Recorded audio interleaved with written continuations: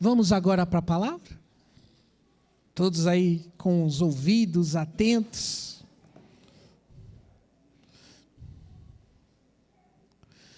Amém. Queridos, nessa manhã, eu quero compartilhar com vocês uma palavra. E essa palavra diz que devemos lembrar. Então, um tema para essa pregação de hoje é: lembrai-vos. Você tem uma vida cristã, talvez você tenha uma caminhada com Cristo de mais de 30 anos, ou uma caminhada de 20 anos, uma caminhada de 10, uma caminhada de 5 anos, uma caminhada de 2 anos, uma caminhada de meses. Mas o Senhor está falando para nós hoje: lembrai-vos. Porque essa palavra é para quem tem mais de 30 anos de evangelho, mas também para quem tem meses de evangelho. Porque a palavra é a mesma. E ela vem para nos edificar e nos fortalecer. O texto de Romanos, no capítulo 1, se não me engano, o verso 17.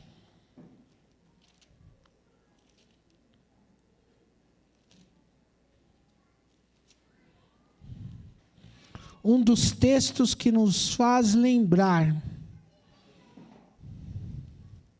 quem somos.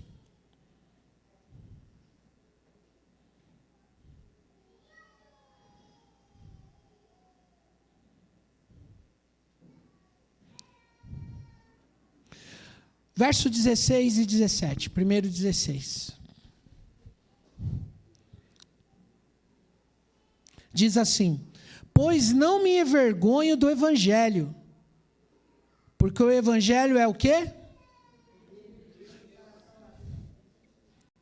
O evangelho é o quê? Uma terceira vez. O evangelho é o quê? Porque não me envergonho do evangelho, porque é o poder de Deus para a salvação de todo aquele que crê. Primeiro do judeu e também do grego. Porque a justiça de Deus se revela de fé em fé, como está escrito: o justo viverá por ou pela fé. Paulo fala desse texto de Romanos e o capítulo 1 é uma apresentação. E é uma apresentação do que ele vai discorrer até o final. E eu fico muito maravilhado com esse verso, ao qual sempre eu tenho ultimamente me apegado. Que tipo de evangelho Paulo está pregando? Paulo está pregando que tipo de evangelho que ele está falando para os romanos? O que é a vida missionária de Paulo, do apóstolo Paulo? Ele está pregando o evangelho de Cristo Jesus. Evangelho de Cristo Jesus, ao qual ele diz: eu não me envergonho desse evangelho, porque ele é poder. Ele é poder de Deus para a salvação de todo aquele que crê. E Paulo, quando está escrevendo esse texto, quando ele está dizendo esse texto, ele já está com uns anos de caminhada, anos de experiências vividas nesse evangelho, anos já dedicados, vivendo sobre a dependência exclusiva de Cristo Jesus.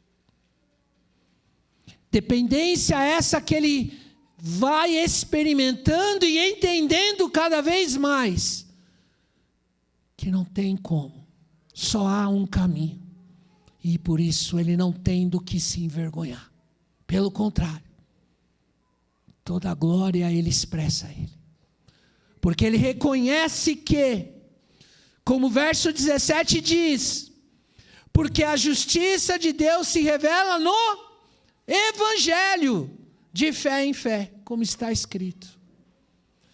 Paulo diz que essa justiça de Deus ela só poderia se revelar no Evangelho. E que tipo de Evangelho ele está pregando? Qual é a boa nova que ele está pregando? As boas novas que Cristo Jesus veio ao mundo. E que esse Jesus, ele morreu na cruz, mas esse Jesus, no terceiro dia, ressuscitou.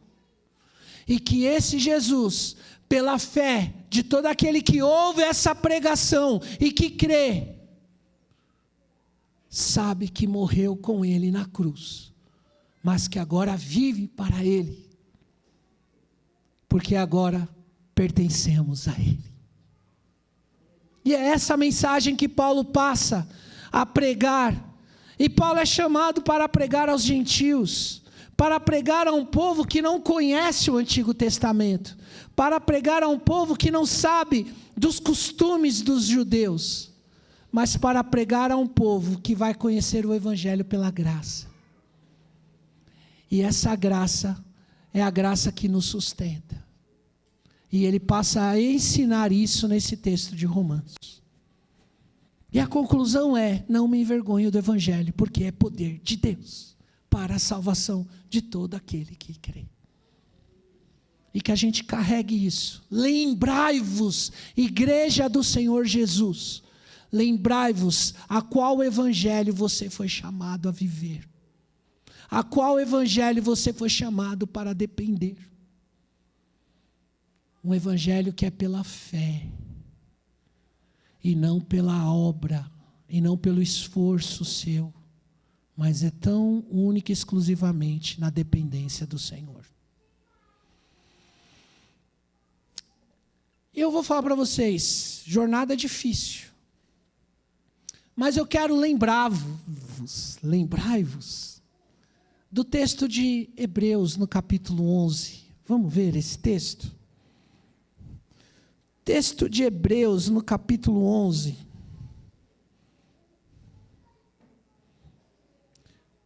Nós vamos ler a partir do verso 17.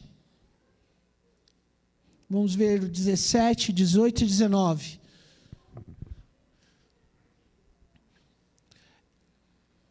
Esse evangelho e essa salvação é pelas obras ou pela fé? Pela fé em quem? Amém. Então, o texto de Hebreus, ao qual muitos falam, vamos ler o texto de Hebreus que fala dos heróis da fé. O autor de Hebreus, ele faz um destaque a um homem, chamado Abraão. Homem este que é considerado o pai da fé. E aí a gente vai ver esse verso 17, que diz: pela fé, Abraão, quando posto o quê? A prova, ofereceu Isaque, aquele que acolheu as promessas de Deus, estava a ponto de sacrificar o seu único filho. Verso 18, do qual havia sido dito: a sua descendência virá por meio de Isaque. 19, Abraão considerou que Deus era poderoso para ressuscitar Isaque dentre os mortos, de onde também figuradamente o recebeu de volta. Aqui é um testemunho da fé de Abraão. O texto de Hebreus, capítulo 11, ele faz, em outros versículos anteriores, menção a outras experiências de Abraão pela fé. Mas eu quero destacar essa experiência que Abraão foi colocado à prova. A prova do filho da promessa. Afinal, Abraão recebeu uma promessa. Um homem já avançado de idade, 100 anos, mas recebeu uma promessa de que ele teria sua descendência. E essa descendência viria do seu filho com Sara, também uma mulher já avançada de idade. Ele recebeu uma promessa.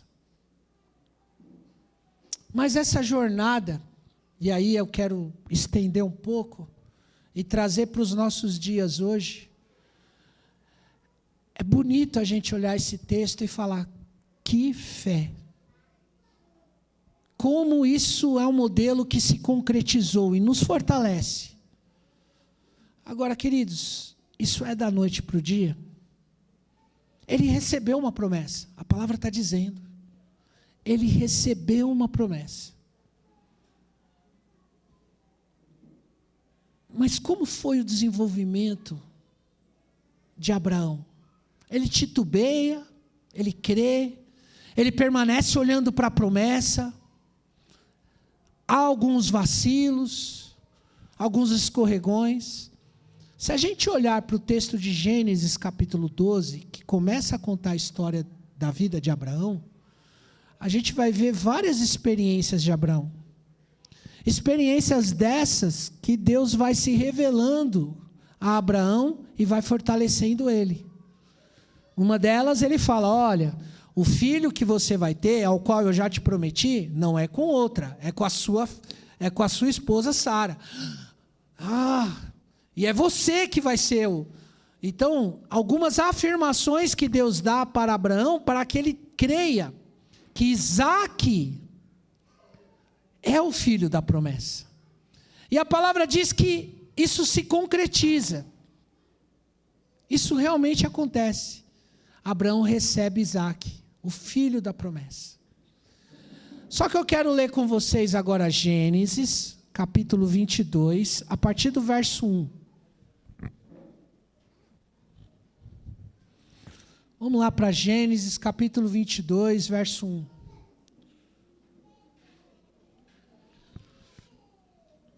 Diz assim o texto: depois dessas coisas, Deus pôs Abraão o quê?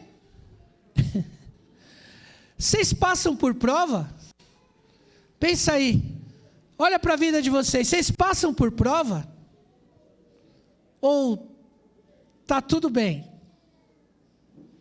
Nós vimos na escola bíblica que a carne milita contra o espírito. Há uma luta constante. Nós sabemos da promessa que Deus nos deu. Sabemos que fomos salvos. Nós sabemos, porque a palavra afirma isso. E cremos pela fé que somos salvos e que há uma promessa de vida eterna. Mas nós estamos ainda na terra. Estamos ainda vivendo as provas, as lutas, as tentações do dia a dia. Mas nós temos o Espírito Santo, que nos sela a promessa daquilo que nós fomos chamados. Lembrai-vos de quem vocês são. Lembrai-vos daquilo que vocês confessaram um dia, e que o Senhor traz à memória. Aquele texto que diz, quero trazer à memória aquilo que me dá esperança. A palavra de fé, a palavra de fortalecimento, a palavra de renovo. A palavra que ouvimos quando estamos numa igreja, mas a palavra que também lemos e nos fortalecemos na nossa intimidade com o Senhor. Abraão recebeu uma promessa. Abraão recebeu a promessa de que teria um filho. E essa promessa se cumpriu. Mas Abraão foi colocado à prova.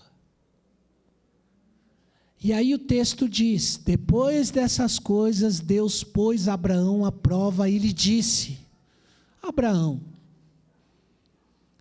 este lhe respondeu, eis-me aqui, Senhor.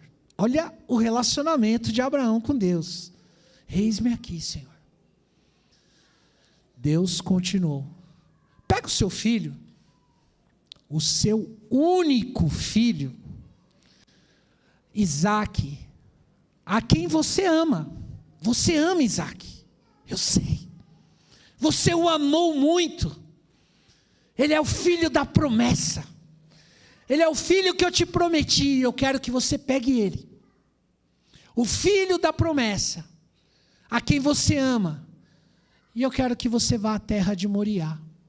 Ali, ofereça-o em holocausto sobre um dos montes que eu lhe mostrar. Abraão está sendo colocado à prova, irmãos. Amamos os nossos filhos. Vocês já me ouviram pregar sobre isso várias vezes, sobre o amor que a gente tem pelos nossos filhos. Eu tenho 2. Amo-os muito. E aí eu fico me pensando se Deus me coloca uma prova como essa.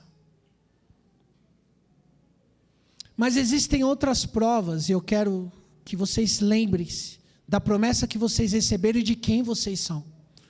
Vocês agora não pertencem a uma identidade nova na vida de vocês. Vocês que confessaram Jesus como Senhor e Salvador, vocês agora pertencem a vocês mesmos ou pertencem a Cristo? Vocês têm convicção disso? Vocês pertencem a Cristo. A vida de vocês foi entregue a Ele. Logo, se pertencemos a Cristo, de quem devemos ouvir a voz? De quem devemos ouvir a voz? E como conseguimos ouvir essa voz do Senhor? O Senhor nos deixou a sua palavra. O Senhor nos deixou a sua igreja para juntos orarmos, buscarmos ao Senhor. O Senhor nos direcionou a buscarmos Ele em oração e ouvir a sua voz, e testificar pela sua palavra o caminho da verdade. O Senhor nos deu promessa. Na escola bíblica, estávamos lembrando que o Senhor nos chamou e nos deu a promessa de sermos herdeiros e co-herdeiros com Ele. O Senhor venceu a morte para nos dar uma nova vida. Vocês, como filhos e filhas do Senhor, possuem uma nova vida agora em Cristo. Já não vivo mais eu, diz a palavra, mas Cristo vive em mim. Não é isso? Se a palavra diz que já não vivo mais eu, mas Cristo vive em mim, olhamos para esse texto de Abraão, de Gênesis capítulo 22, para a história de Abraão. Parece que Abraão experimentou isso. Quem é o meu Senhor agora? Ele ouve a voz do Senhor e Deus diz: vá para a terra de Moriá e ali ofereça o seu filho, esse que você ama muito, como sacrifício a mim. É prova. É prova do nosso processo de santificação na terra, queridos. Porque esse processo de santificação na terra significa experiências de renúncia. Experiências essas que nos inclinam sobre as paixões da carne. Ele amou o seu filho. Ele amava o seu filho. Mas lhe foi colocado algo para a prova. O seu filho é um ídolo? Ou ele é um presente que você recebeu de Deus? E se é um presente, você confia que o que Deus quer de melhor para nós, Ele vai fazer, e você está pronto a se desapegar disso? E a confiar que Ele está conduzindo tudo sobre a sua vida? Muitas vezes a gente se apega às nossas famílias ou a outras coisas que passam a ser os nossos ídolos, inconscientemente, porque temos medo. E você tem medo de quê se você nasceu de novo? Do que você tem medo, meu irmão e minha irmã, se a sua vida agora pertence a Ele? Ele quer o melhor para nós. Mas viver nessa vida nos leva a paixões e a situações que temos medo de entregar ao Senhor e de confiar que o que Ele tem é o melhor. Abraão experimentou. E nessa caminhada, vamos ler o que o texto diz. Ele diz assim: ofereça-o em holocausto sobre um dos montes que eu lhe mostrar. Verso 3. Na manhã seguinte, então Deus falou um dia anterior, e na manhã seguinte, Abraão levantou-se de madrugada e, tendo preparado o seu jumento, levou consigo 2 dos seus servos, e Isaque seu filho. Rachou lenha para o holocausto e foi para o lugar que Deus lhe havia indicado. Abraão começa a sua jornada. Eu e você estamos vivendo uma jornada. Só que o mundo que nós vivemos jaz o maligno, ele lança muitas vozes. Muitas vozes. E essas vozes, elas nos levam à dúvida daquilo que Deus já falou sobre nós. Daquilo que Deus já deu a convicção para nós, mas que nós mesmos esquecemos de tomar posse dessa convicção. E aí nós vivemos as provas. Provas essas que muitas vezes vai refletir na nossa carne. Vozes essas que vão nos lançar e falar: será que Deus realmente é capaz de fazer isso? Será que Deus realmente ele vai permitir acontecer isso e isso não vai me prejudicar? Eu quero pôr a minha mão. A igreja vive os dias de hoje dúvidas porque houve muitas vozes que não estão na palavra. Muitas vozes que não estão na promessa. E eu te falo, Abraão, durante essa caminhada, ele estava em oração e em temor, mas as vozes estavam lá. Seu filho vai morrer? Como pode? Deus te faz uma promessa. Deus te dá um filho da promessa. E agora Deus quer tirar o seu filho. Olha o que Deus está fazendo. Isso tudo que eu estou falando não está na palavra. Mas são vozes que atormentam, que geram as dúvidas que a nossa carne vai sendo tentada. As paixões que a nossa carne vai sendo levada e que elas só são vencidas se estivermos em Cristo. Senão a gente cede às vozes. E as tentações continuam lançando. Vamos continuar vendo o texto. Verso 4. No terceiro dia, olha, ó, passou um dia, 2, estão caminhando. Então não é uma coisa assim, ó, daqui a 10 minutos o holocausto. Não, a jornada é até Moriá. Era uma jornada. E no terceiro dia Abraão ergueu os olhos e viu o lugar de longe. Ele viu o lugar. Será que não estremeceu? Estou chegando. E eu estou aqui com meu filho. Criança inocente. Obediente, está me seguindo, está me ouvindo. Então disse aos servos. Agora olha só, hein? Está caminhando, está com os servos e está com o filho. Aí de repente ele fala: opa, estou avistando um monte. Servos, esperem aqui com o jumento. Eu e esse pequeno rapaz iremos até lá. E depois de termos adorado, voltaremos para junto de vocês. Ele está dizendo que ele vai voltar junto com o seu filho. E aí continua. Verso 7. 6, né? Abraão pegou a lenha do holocausto e o colocou sobre o Isaque. Ainda deu para o filho carregar a lenha.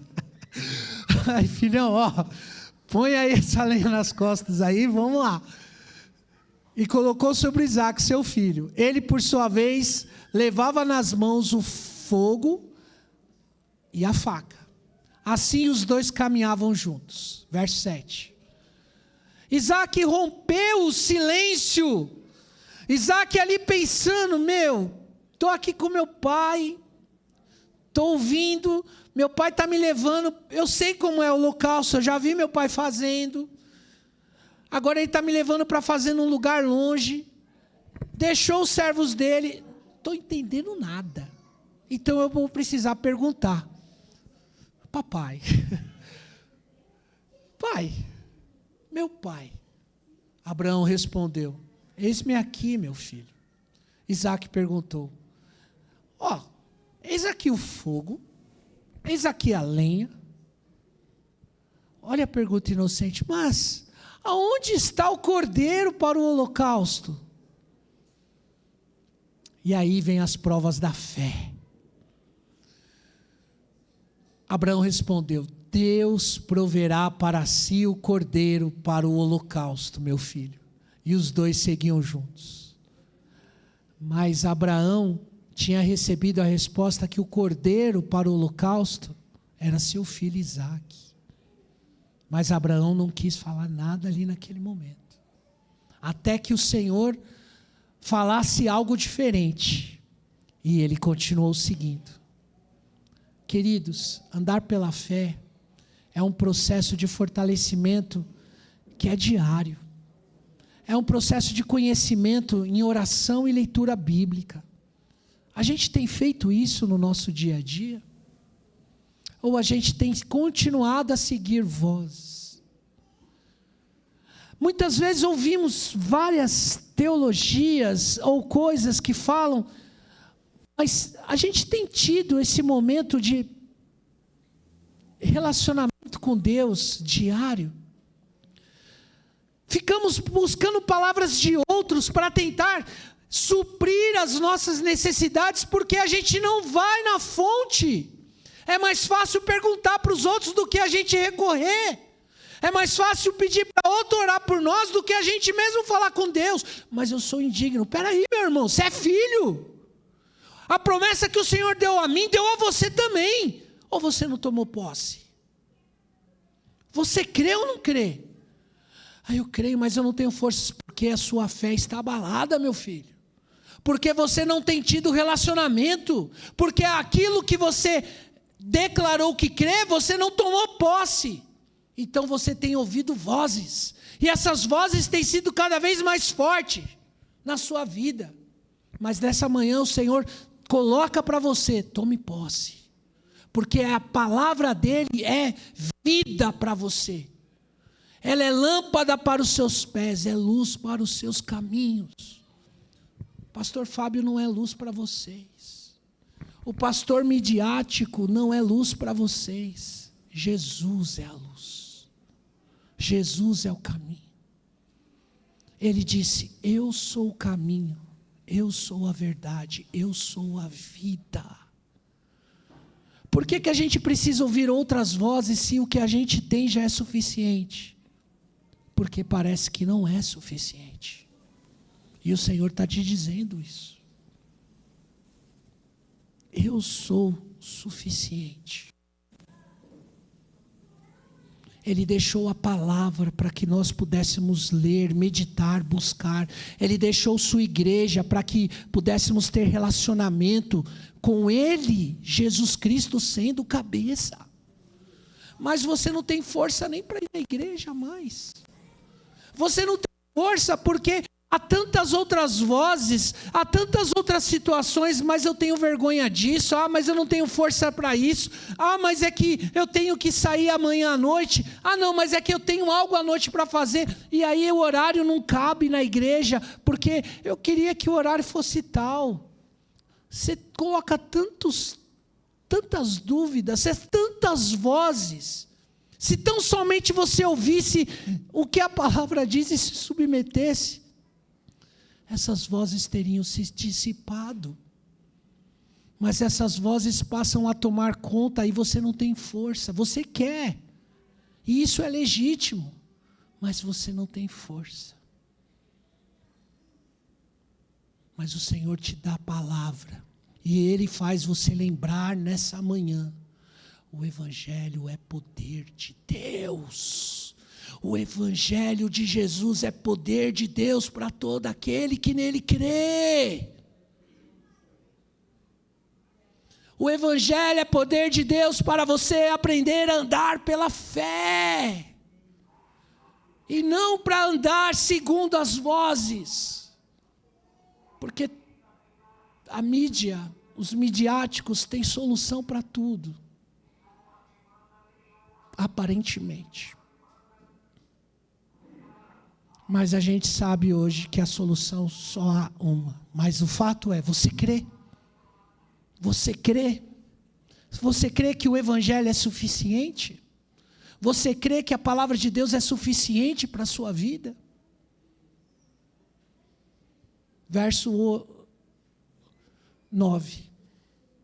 Chegaram ao lugar que Deus lhe havia indicado. Ali Abraão edificou um altar, arrumou a lenha sobre ele, ele pegou Isaac. Ele amarrou Isaac, seu filho. Meu Deus, o coração desse homem estava numa prova muito forte. Não sei se, eu vou falar, não sei se vem ao caso. Quando meu pai morreu,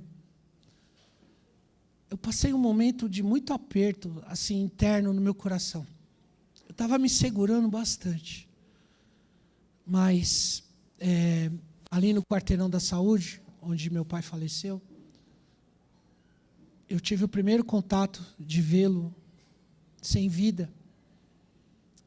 E a enfermeira, ela falou assim: vocês precisam trocar ele. Estava eu e minha mãe. E, gente, que experiência. Eu fico vendo aqui, Abraão tinha que amarrar seu filho e confiar. E o sentimento que eu tive a ter que trocar o meu pai ali naquele momento foi de muita dor. É uma dor que você não consegue ter controle, gente. Mexe muito com a gente. É um sentimento muito forte. E é muito doloroso.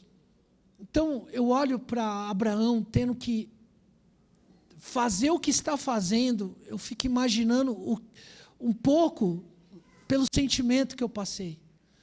E Isaac é colocado em cima da lenha, verso 10.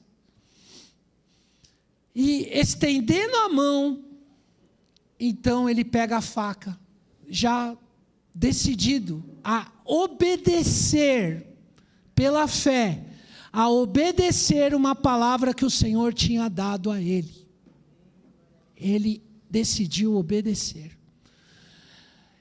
E estando à mão, pegou a faca para sacrificar o seu filho. Verso 11. Mas do céu, o anjo do Senhor o chamou: Abraão, Abraão. Ele respondeu: eis-me aqui.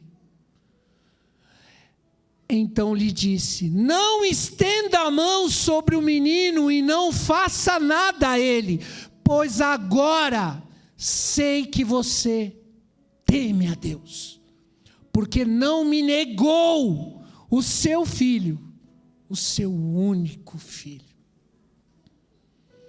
Amados, nós passamos muitas tempestades, muitas adversidades, mas se lembrai-vos da palavra de promessa que o Senhor te deu, da palavra que Ele tem para como você deve viver nessa terra,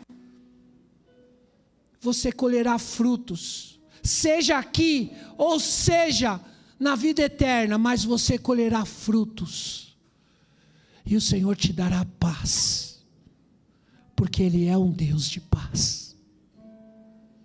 Abraão decidiu confiar. Ele ouviu muitas vozes, mas ele as anulou todas, porque ele lembrou da promessa do Senhor.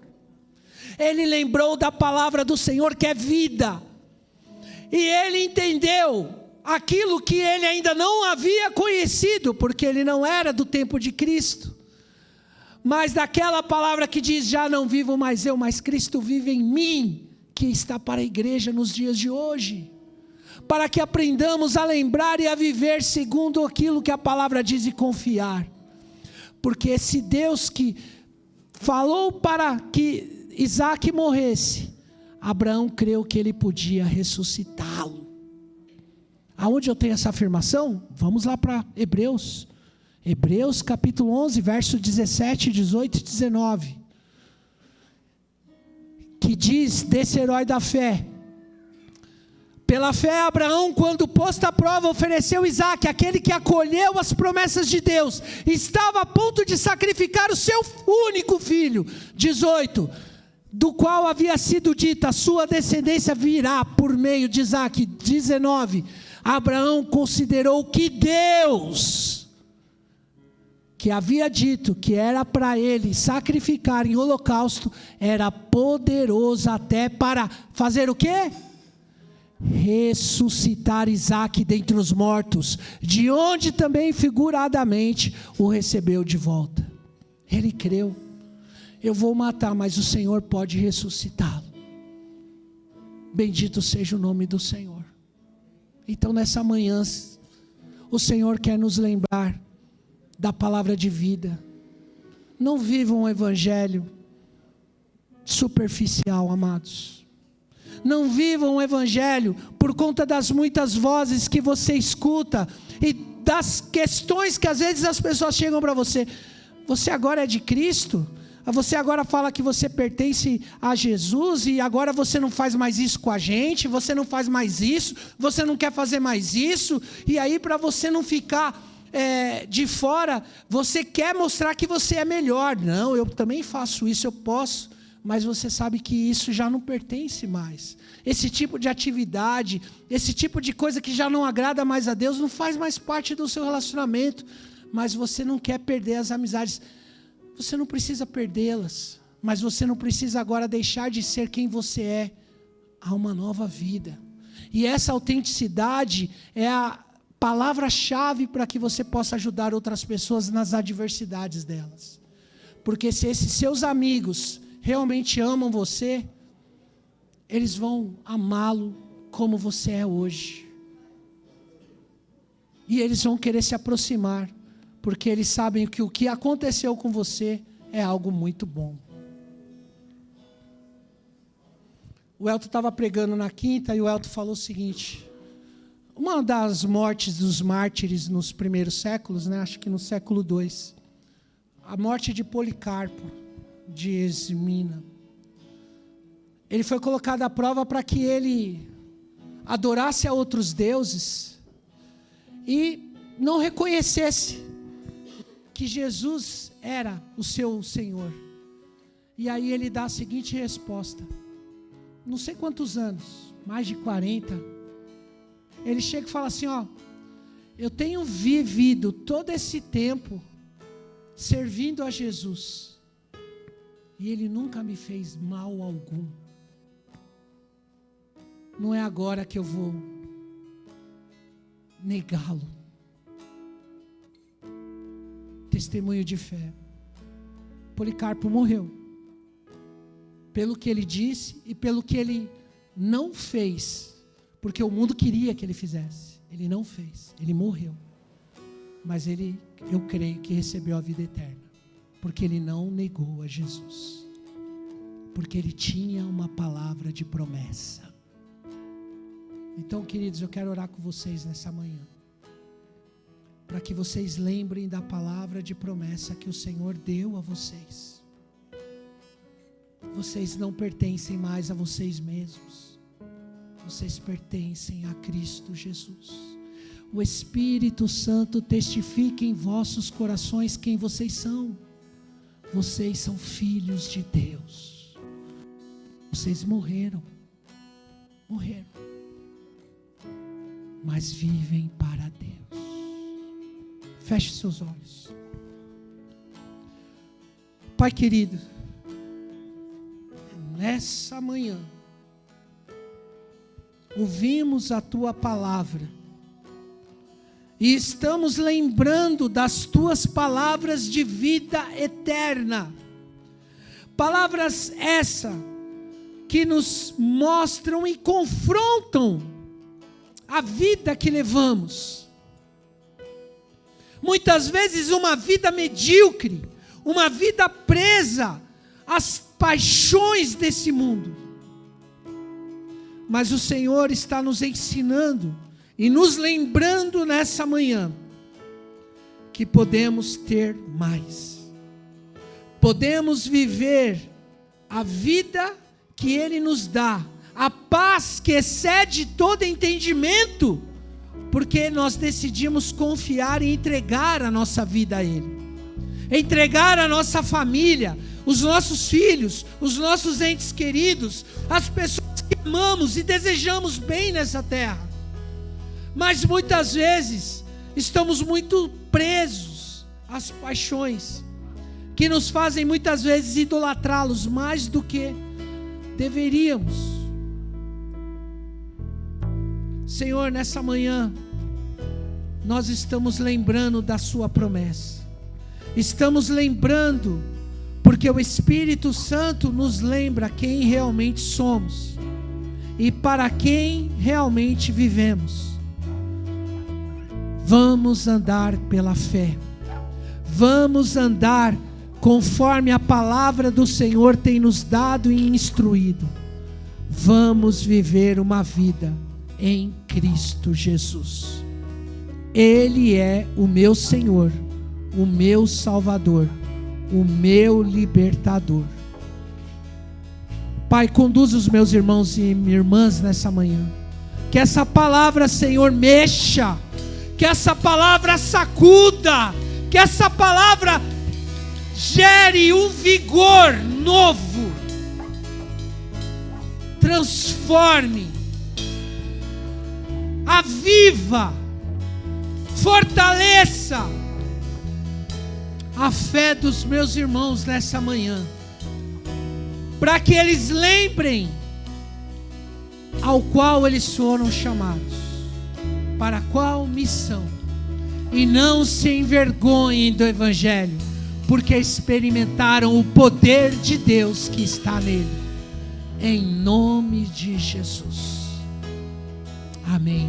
Vamos adorar o Senhor? Se coloque de pé nessa manhã. Vamos adorar a Deus.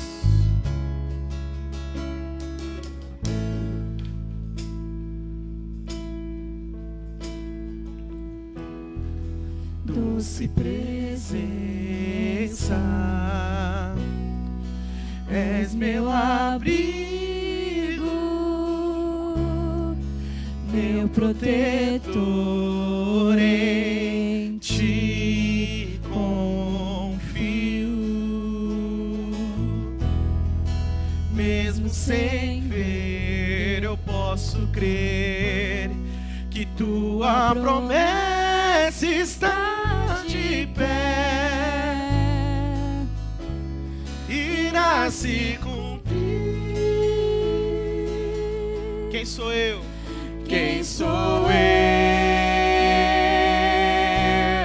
para questionar um Deus fiel? Tu és Deus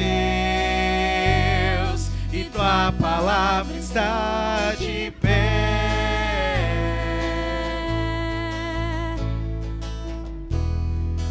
És minha âncora, a minha esperança, em que minha fé firmada está. Eu não temerei, eu não temerei. És minha âncora, a minha esperança, em que minha fé firmada está. Em que minha fé firmada está. Eu não temerei, eu não temerei.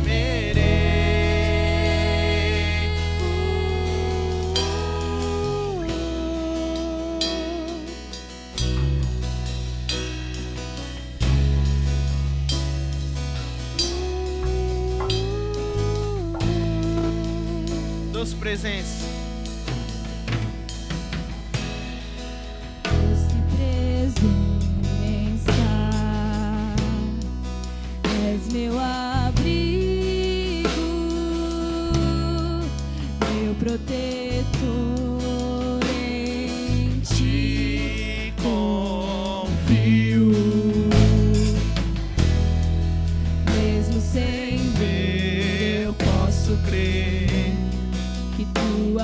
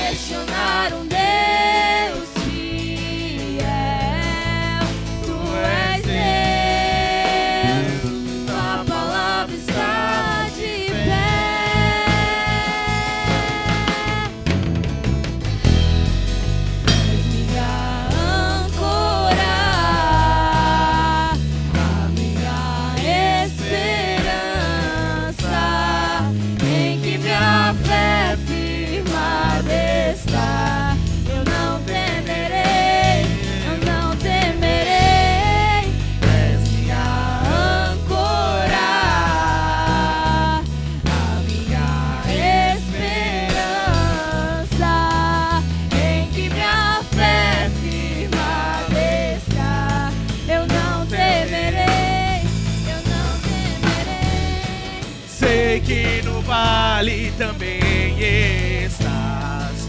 Sobre o bravo mar me ensina a caminhar. Tu és o quarto homem na fornalha. Tu és o meu Deus que não falha. Sei que no vale também estás.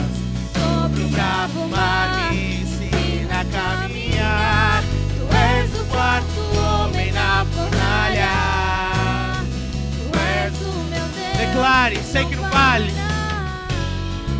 Sei que no vale também estás. Sobre o bravo mar me ensina a caminhar. Tu és o quarto homem na fornalha. Tu és o meu Deus que não falha. Sei que no vale também estás. Sobre o bravo mar me ensina a caminhar. Tu és o quarto homem na fornalha. Tu és o meu Deus que não falha. Declare. És minha âncora, a minha esperança, em que minha fé firmada está. Eu não temerei. Senhor, tu és a nossa âncora, Pai. Diga. És minha âncora. Tu és a nossa esperança, Pai, em meio às crises, em meio às dificuldades. Nós não temeremos, ó Deus. Em que minha fé firmada está. Eu não temerei, eu não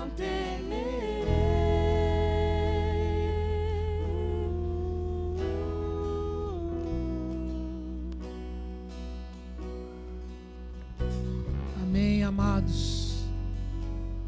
Recebam a palavra do Senhor em seus corações e que saiamos daqui confiantes e com grande alegria pelo amor que o Senhor tem por nós. Obrigado, Deus. Toda a honra e toda a glória sejam dadas ao Senhor. Confessamos isso em cânticos, Senhor. Não temerei, não temerei. A minha fé está firmada em Ti. Fomos lembrados nessa